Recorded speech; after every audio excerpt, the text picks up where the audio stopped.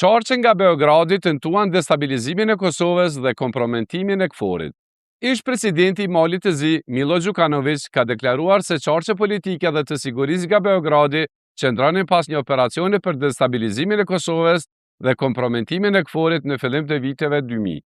Sipas tij, qëllimi ishte diskreditimi i udhëheqësve ushtarake të KFOR-it përmes një skandali të organizuar ku ishin përfshirë 27 vajza, me syre dhe personi i njohur si S.Q. Đukanović tha se sipas informacioneve të marra në atë kohë, vajzat po stërviteshin në stadiumin e Obiliqit, ndërsa KFOR-i dhe UNMIK-u arritën ta ndalonin operacionin me kohë. Ai thotë se pas gjithë planit qëndronin struktura të afërta me ish-presidentin serb Vojislav Koštunica dhe aparati i inteligjencës ushtarake serbe, me synim pengimin e pavarësisë së Malit të Zi dhe ngadalësimin e njohjes ndërkombëtare të Kosovës. Në një intervistë për televizionin Đukanović tha se destabilizimi i Kosovës shihet si mënyrë për të penguar proceset euroatlantike në rajon dhe për të ruajtur ndikimin serb.